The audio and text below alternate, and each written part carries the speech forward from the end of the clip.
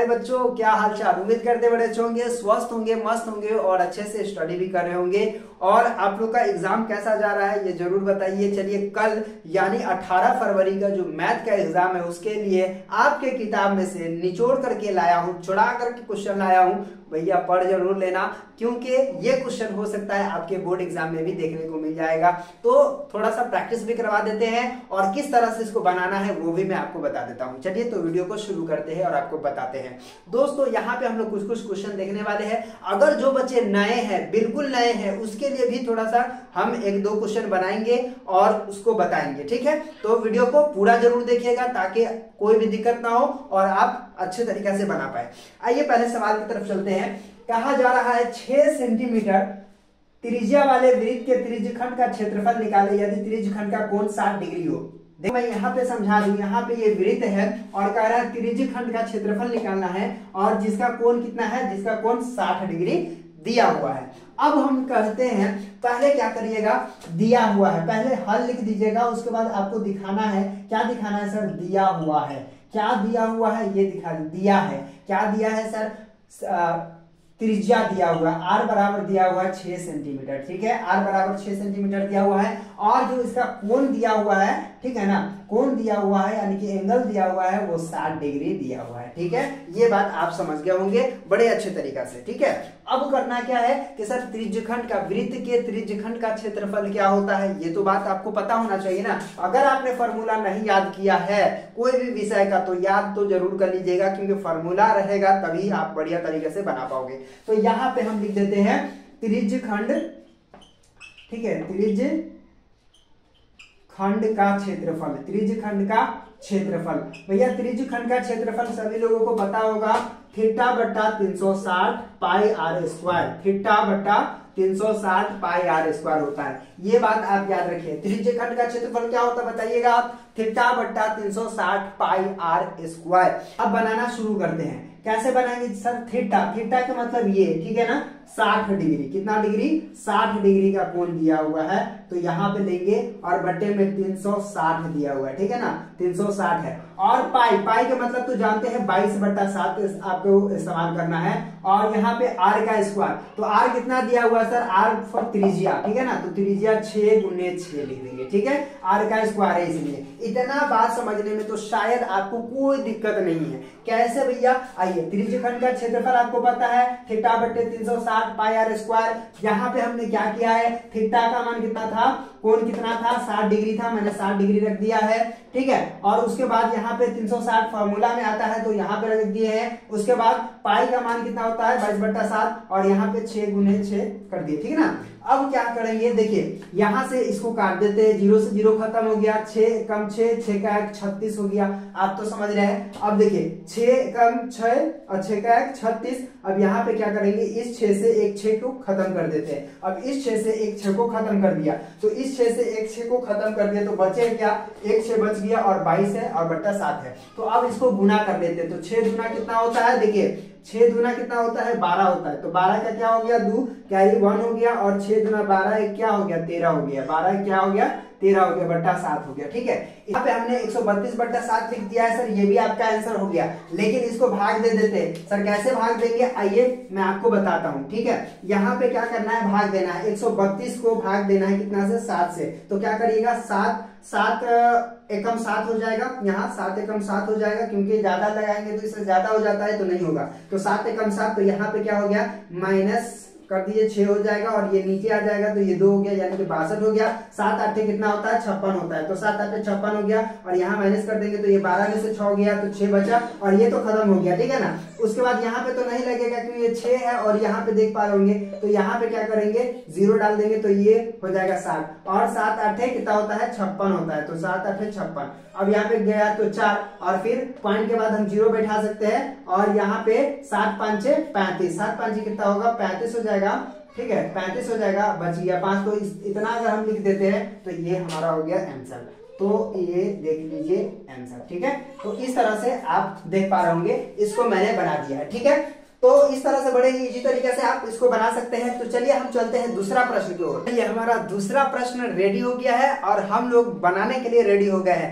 तो भैया चलो शुरू करते हैं और आपको बताते हैं। यहाँ पे देखिए दूसरा प्रश्न क्या कहता है, आकृति में, ठीक है, आकृति आप देख पा रहे होंगे, ये आकृति है, ठीक है ना। इस आकृति में tan p और कोट r का मान ज्ञात करना है। tan p और कोट r का मान ज्ञात करना है। आपको बता देते हैं कि ये प्रश्न जो है त्रिकोणमिति से है, और त्रिकोणमिति आप जानते हैं कि यहाँ पे जो हम पढ़ते हैं वो कौन सा त्रिभुज के पढ़ते हैं, समकोण त्रिभुज का पढ़ते हैं। और यहाँ पे त्रिभुज देखिएगा PQR दिया हुआ है, जिसमें से लंब दिया हुआ है 12, और ये जो होता है हमेशा कर्ण होता है, तो ये कर्ण 13 दिया हुआ है।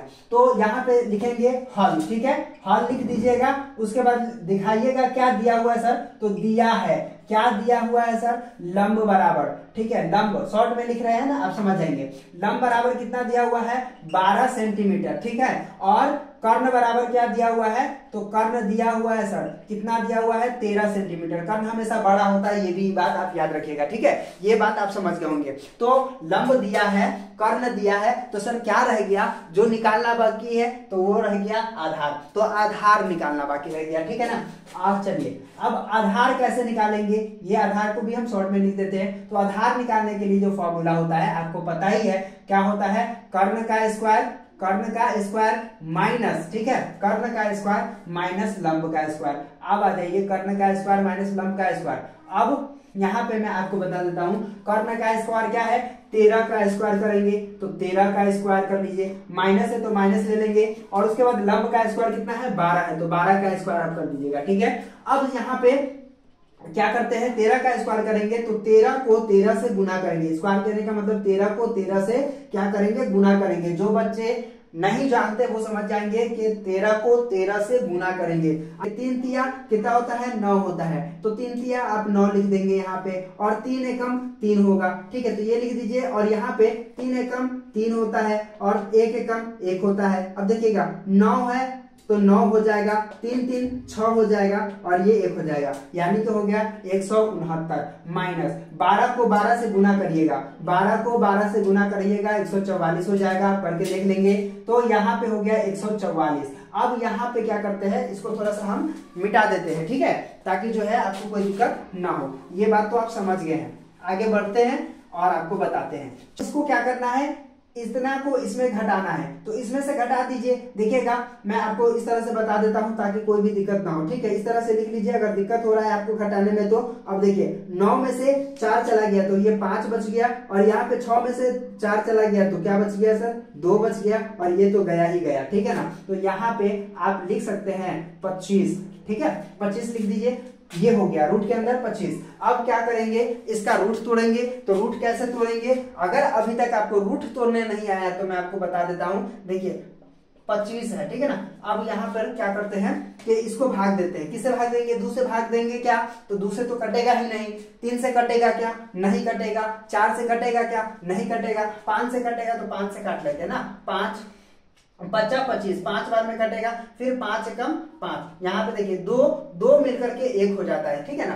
तो 2 मिलकर के क्या हो गया, 1 हो गया, तो ये हो जाएगा 5, ठीक है। क्या होगा 5, तो यहाँ पे क्या लिखिएगा, यहाँ पे लिखिएगा 5। तो भैया आधार जो निकला है, आधार जो हमारा निकला है वो कितना निकला है, 5 निकला है। तो इसको कहेंगे आधार। आधार बराबर कितना है, 5। तो यही ना आधार होगा, तो ये हो जाएगा, सॉरी ये यहाँ पे 5 हो जाएगा, ठीक है ना। ये आधार हो गया तो ये यहाँ पे 5 हो गया, ठीक है। अब क्या कह रहा है, प्रश्न के अनुसार हम चलते हैं। प्रश्नानुसार क्या करेंगे, प्रश्नानुसार अगर बात करेंगे तो क्या होता है, कहता है tan p, यहाँ पे tan p। अब यहाँ पे देखिएगा कोण जो बनेगा आपका यहाँ बनेगा, याद रखिएगा। अब जैसे ही यहाँ पे कोण बना तो ये अब लंब था, ये अब आधार हो गया सर। ये बात आप याद रखिएगा, आप पहले भी पढ़े होंगे, ये बात तो सब समझ रहे हैं। अब ये आपका आधार है, ये आपका लंब है, ठीक है। और कर्ण हमेशा कर्ण ही रहता है, वो नहीं बदलता है। अब आ जाइए बात करते हैं। तो tan p, तो यहाँ पे tan p का मतलब क्या हुआ, tan p बराबर कितना होता है, लंब बटा क्या होता है, आधार होता है। लंब बटा आधार होता है। भैया लंब क्या है, तो लंब आपका 5 है, तो 5 लिख दीजिएगा, बट्टा करिएगा। आधार कितना है सर, तो 12 है। तो ये बात आप समझ गए होंगे। यहाँ पे देखिएगा ये तो पहले आधार हमने निकाला था, तो सर ये लंब कैसे हो गया, क्योंकि कोण यहाँ बन रहा है ना, तो इसीलिए इसके सामने वाला क्या हो जाएगा, लंब हो जाएगा। ये आपको पता है। तो ये आपका क्या हो गया, लंब हो गया और ये आधार हो गया। इतना बात आप समझ गए होंगे। अगर हम बात करेंगे कोण आर का, तो कोण कहाँ बनेगा, यहाँ बनेगा। अब जैसे ही कोण यहाँ बनेगा तो फिर इसके सामने वाला ये लंब हो जाएगा, जैसे था वैसा ही हो जाएगा, ठीक है। तो ये लंब हो जाएगा। अगर आपको ये नहीं समझ में आता है तो एक और त्रिभुज बना लेंगे, ठीक है, एक और त्रिभुज बना लेंगे और यहाँ पे समझ जाइए, यहाँ पे इसका नाम पी क्यू हो गया और आर हो गया, ठीक है ना। अगर यहाँ पे कोण बढ़ेगा तो ये आधार हो गया, ये लंब हो गया और ये कर्ण हो गया, ठीक है। ये बात आप समझ गए होंगे। चलिए अब हम क्या करेंगे, tan यहाँ पे कोट आर का मान निकाल लेते हैं। तो कोट आर तो यहाँ पे देखिएगा कोट बराबर क्या होता है, आधार बटा लंब होता है। तो आधार क्या होगा सर, तो आधार अगर इस त्रिभुज की बात करें तो आधार 5 होगा ना, तो यहाँ पे 5 लिख दीजिए और बटा कितना हो जाएगा, 12 लिख दीजिएगा, ठीक है। तो ये आप समझ गए होंगे, इतना बात तो समझ गए। और क्वेश्चन में कह रहा है, क्या कह रहा है, ठीक है, थोड़ा इसको हम मिटा देते हैं, उसके बाद हम थोड़ा सा बात करते हैं। tan p minus cot r, tan p minus cot r, तो यहाँ पे लिखते हैं tan p minus cot r, ठीक है, कोट आर। तो tan p minus cot r अगर हम बात करेंगे तो tan p का मान कितना हुआ और कोट आर का मान कितना हुआ। तो tan p की अगर बात करेंगे तो 5/12 होता है। तो आइए बात लिख देते हैं 5/12 और यहाँ पे माइनस है तो माइनस दे देंगे और उसके बाद क्या होगा, कोट आर, तो कोट आर भी 5/12 है, ठीक है। इतना समझने में कोई दिक्कत नहीं है। उसके बाद यहाँ पे तो बटा का जानबे करते हैं कि क्या करना है, बटा का घटाव करना है। तो चलिए सर बटा का घटाव कर लेते हैं। बटा का घटाव कर लेते हैं तो दोनों सेम है तो वही हो जाएगा, आपको तो पता ही है। और जब सेम रहता है तो ये दोनों क्या होता है, घटाव है तो घटेगा, जोड़ रहता तो जुड़ता। तो यहाँ पे क्या हो, यहाँ पे आ गया और 5 में से 5 घट गया तो 0 हो गया और ये हो गया 12। और जब ये ऐसे रहता है तो इसको भी कर देता है 0। तो ये हो गया आपका आंसर। तो उम्मीद करता हूँ कि आज का वीडियो आपको समझ में आ गया होगा। तो इस तरह से आप बड़े ही इजी तरीका से क्वेश्चन को क्या करोगे, बनाओगे, ठीक है। देखिए कोई डाउट रह गया है कहीं पे तो पूछ जरूर लीजिएगा और बाकी जो दिक्कत होगा वो आप हमसे बोलेंगे, ठीक है। अगला हमारा प्रश्न है क्या कह रहा है, x² माइनस 7x प्लस 12 का विवेचक निकाले। अब कई सारे बच्चे कहेंगे सर ये विवेचक क्या होता है, तो मैं आपको बताऊंगा कि आपने द्विघात समीकरण पढ़ा होगा। तो द्विघात समीकरण में पढ़े होंगे आपको विभक्तर निकालना, जिसको डी से सूचित करते हैं, डिस्क्रिमिनेंट बोलते हैं उसको, तो वो निकालना। तो काफी सारे बच्चों को ये दिक्कत होता रहता है कि सर कैसे निकाले, कुछ समझ में नहीं आता, मुझे तो विवेचक क्या होता है समझ ही में नहीं आता है, सर निकाल के बता दीजिए। देखिए तो मैं आपको बता देता हूँ, ये विवेचक निकालना है। देखिए इसका जो सूत्र होता है वो डी से हम इसको सूचित करते हैं और ये होता है b² minus 4ac, b² minus 4ac, ठीक है। ये सूत्र होता है, ये आप याद रखिए। उससे व्यापक रूप की अगर हम बात करें तो ये होता है ax² प्लस bx, ठीक है ना। तो ये हो जाएगा bx और यहाँ पे c, यही फॉर्म यहाँ पे देखिए दिया हुआ है, समझ रहे हैं आप।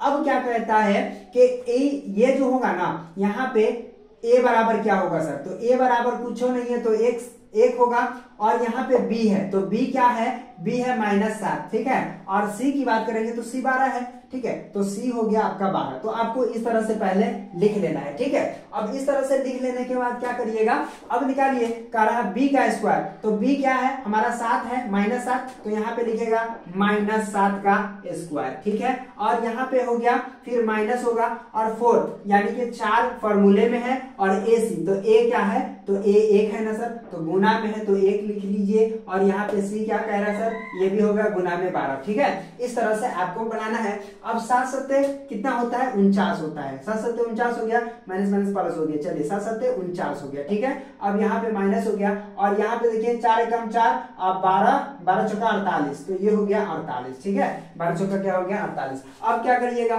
सर, घटा दीजिए ना, 50 में से 48 घटा दीजिएगा तो क्या बचेगा, 1 बचेगा, है नी। तो यही आपका आंसर हो जाएगा, यही आपका विवेचक हो जाएगा, यही आपका विभक्तर हो जाएगा। ऐसे बड़े ही इजी तरीके से आप क्या कर सकते हो, निकाल सकते हो। कोई भी रहेगा, अब यहाँ पे कुछ भी दे दे। अब यहाँ पे देखिए सर मैं कुछ भी दे देता हूँ, जैसे यहाँ पे देखिए x², ठीक है, माइनस 15 प्लस 50 दे दिया। आप कहेंगे सर इसका विभक्तर निकाल के बताओ, तो क्या नहीं बना पाओगे आप, कैसे बनाओगे सर, आइए बात करते हैं। यहाँ पे a बराबर 1 हो गया, कुछ नहीं है तो। अब यहाँ पे b बराबर करेंगे तो -15 हो जाएगा, ये आप समझ रहे होंगे, -15 हो गया, ठीक है। और यहाँ पे c बराबर करेंगे तो क्या हो जाएगा सर, 50 हो जाएगा, है ना।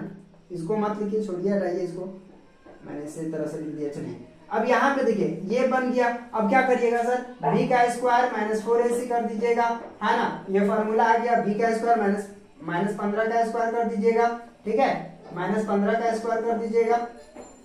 चलिए माइनस 15 का स्क्वायर और यहाँ पे 4ac, तो 4 क्या हो जाएगा सर, तो 4 ac, a कितना है तो 1 है और यहाँ पे c 50 है, ठीक है ना। तो इस तरह से आप कर दीजिए, आगे जो प्रोसेस होगा आगे जाएगा। तो इस तरह से बड़े ही इजी तरीके से आप क्वेश्चन बनाएंगे और एग्जाम में अच्छे तरीका से एकदम सजा करके लिखना है, बढ़िया से बनाना है। तो उम्मीद करता हूँ कि आज का वीडियो आपको समझ में आ गया होगा। तो चलिए फिर मिलते हैं आपसे एक नए वीडियो में, तब तक के लिए बाय।